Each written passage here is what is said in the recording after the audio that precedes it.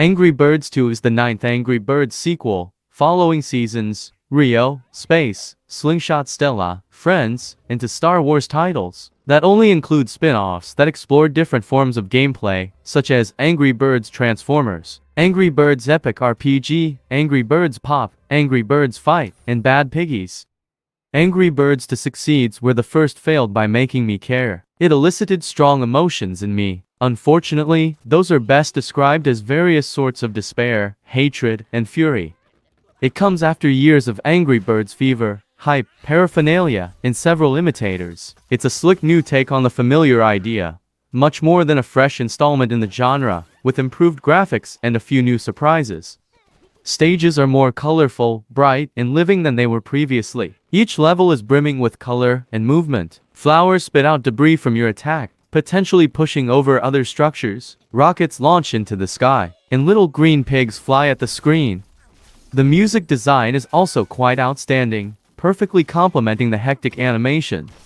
All of the craziness has a Rayman Legends vibe to it, in terms of both graphics and sound design. The boss pigs even fly away once you defeat them, similar to the magician from Rayman games and King Koopa from Mario. As far as these things go, it's all extremely appealing.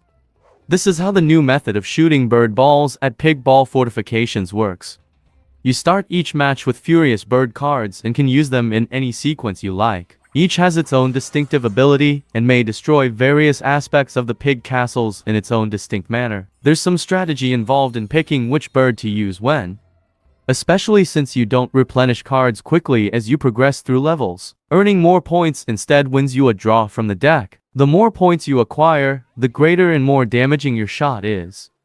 Spell cards are also introduced in Angry Birds 2. Each has its own unique ability: rubber duckies that descend from the skies in a devastating aerial strike, a blizzard that may completely freeze pig castles into ice. This deepens the strategic aspect of the game, providing brief bursts of overpowered delight. It's creative and entertaining. In Angry Birds 2, gems can be used to retry levels without having to start over. You can also enter the competitive arena right now. Neither of these disturbs me in the least. When your 5 lives are depleted, you can either buy gems for an extra life or wait. Gems can be found in modest amounts throughout stages, or by completing objectives, viewing promotional films, or playing with friends. The game constantly nags you to link up with a friend, annoying, but not game-breaking. Unfortunately, it has heavily infused free-to-play aspects into almost every aspect of the game. There's an energy meter, in-app purchases e-app, and it nags you to connect to Facebook all the time. But let me break it down for you so you know precisely what went wrong. In terms of energy, players can thankfully continue playing levels without depleting your store of 5 hearts, but if you fail a level once, you'll have to expend some of your stock. This becomes a difficulty at about level 20, since stages become so complex that you'll often need to try them several times. It also reveals the multi-tier concept of the stage design in Angry Birds 2. In brief, each world map level can have numerous arenas, so if you fail on a later tier, you'll fail the entire thing.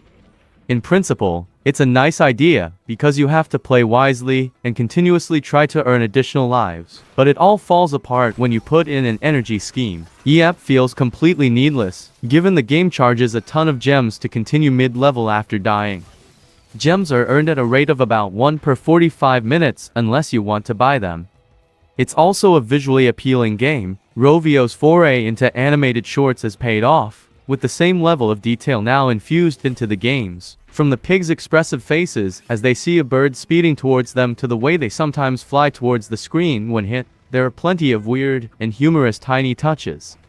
The simple joy of destroying things has always been a big part of the Angry Birds appeal, and that enjoyment has never been more goofy and charming.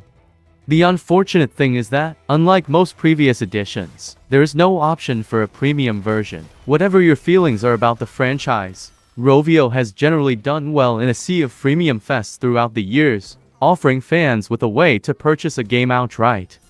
Angry Birds 2 confirms that the Angry formula is still fun, but Rovio isn't helping itself by limiting that fun. Angry Birds is intended to be a simple game that everyone can play, so I'm not sure what they were thinking here other than more money. Thank you for watching my video. Don't forget to subscribe my YouTube Nepal's Buzz page, and also like and share my video. Have a good day.